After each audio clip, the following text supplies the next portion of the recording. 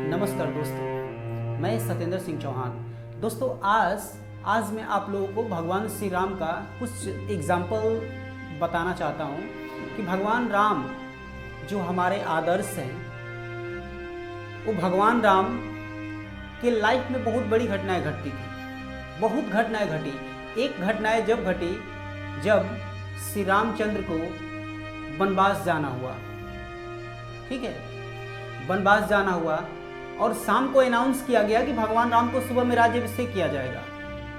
लेकिन अचानक रात में एक खबर मिलती है कि नहीं, भगवान राम को राज्याभिषेक नहीं होगा, भगवान राम को 14 वर्ष का वनवास मिल गया है। दोस्त, ये इवेंट जो था ना, बहुत डेंजर था। लेकिन भगवान राम घबराए नहीं, सीधा कहाँ गए? सीधा गए राजा दशरथ के कक्ष में और पूछे कि पिताजी क्या बात है। पिताजी बोले कि बेटा, तुमको 14 वर्ष का ना वनवास हो गया है और भरत को 14 वर्ष की राजगद्दी हो गई है। लेकिन भगवान ने कुछ बोला नहीं, बस 5 शब्द बोले थे। और क्या बोले थे? 5 शब्द बस यही बोले थे कि पिताजी, बस इतनी सी बात है, ये तो बहुत छोटा काम है, आपके आदेश के लिए तो मैं जान दे देता हूं। आपका प्रतिज्ञा पूरा करने के लिए आपकी जो अनुमति है उसको पूरा करने के लिए मैं कुछ भी कर सकता हूं। और भगवान नंगे पांव बन गए थे। दोस्तों, हम और आप अगर 1 किलोमीटर पैदल चलने के लिए बोल दिया जाए ना, तो नहीं चल पाएंगे। लेकिन भगवान 14 वर्ष नंगे पांव गए थे। लेकिन सबसे बड़ी विडंबना यह है कि भगवान राम जब अयोध्या में रहे तो युवराज राम रहे। लेकिन जैसे ही 14 वर्ष के बाद लौट करके आए तो उनके साथ एक शब्द जुड़ चुका था। उस शब्द का नाम है मर्यादा। मर्यादा पुरुषोत्तम श्री रामचंद्र का है। तो भगवान राम के लाइफ में बहुत बड़ी घटनाएं घटती थी। बहुत बड़ी घटनाएं घटती थी।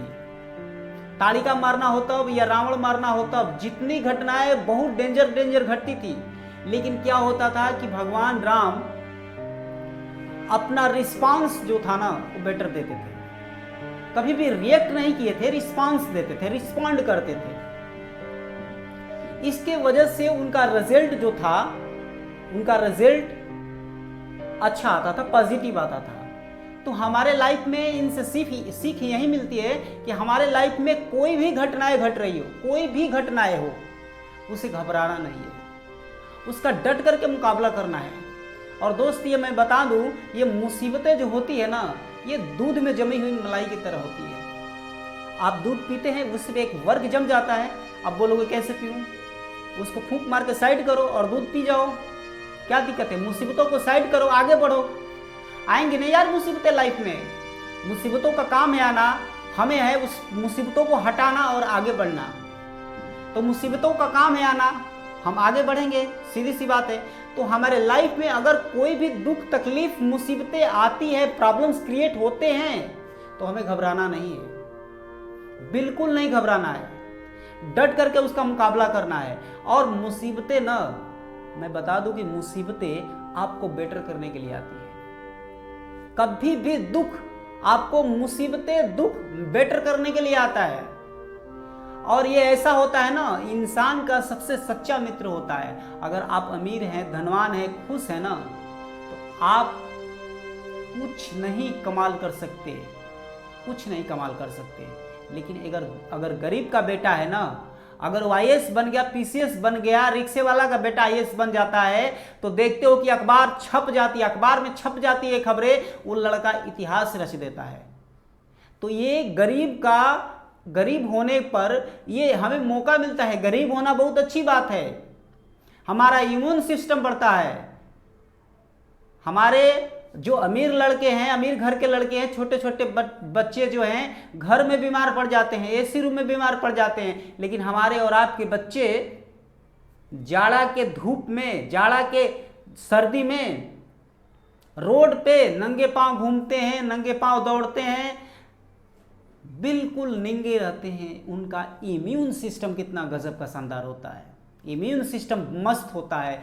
इसलिए दोस्त, आप लोग मुसीबतों से घबराए नहीं, आप लोग कंटिन्यू अपने अपने पे काम करें, अपने ऊपर विशेष ध्यान दें, क्योंकि इस दुनिया में तो ये तो पता है ना कि इस दुनिया में कोई किसी का होता नहीं है।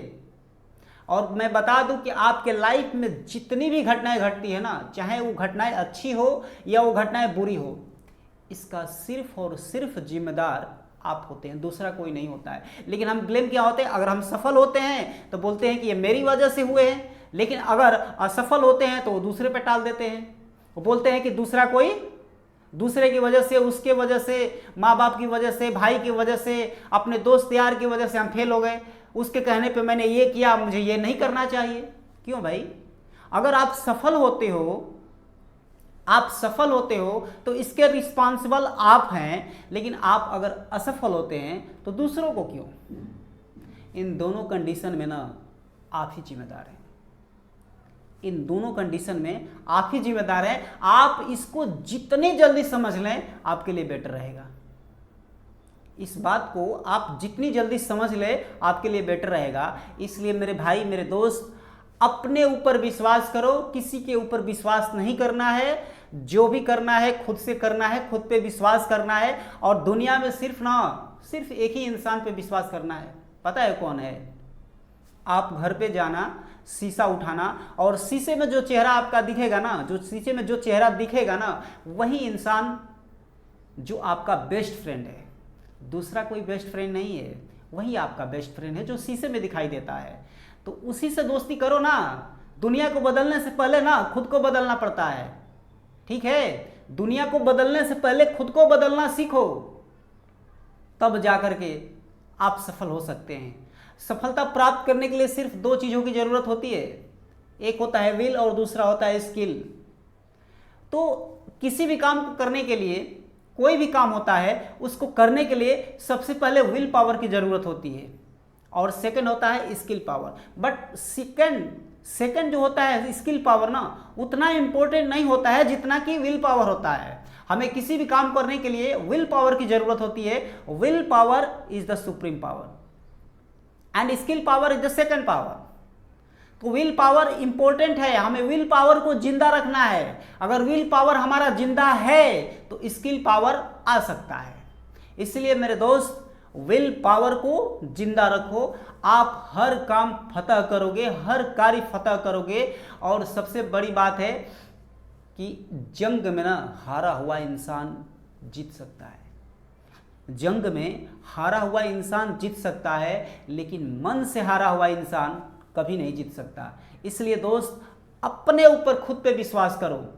और जो पास्ट में है ना, जो पास्ट में हुआ है आपके, कि मुझे इस लड़की ने धोखा दिया, इस लड़के ने धोखा दिया, मुझे यहाँ पे बदनाम किया गया, वहाँ, ये सब कुछ ना, ये सब दिखावा है भाई। इसको छोड़ो, हटाओ। जो पास्ट में हो गया हो गया। एक नाम है ना, एक पक्षी का नाम है बाज। उसका क्वालिटी ये है कि वो कभी जिंदे जीवों का शिकार हमेशा करता है, वो मरे हुए जीवों का शिकार कभी नहीं करता है।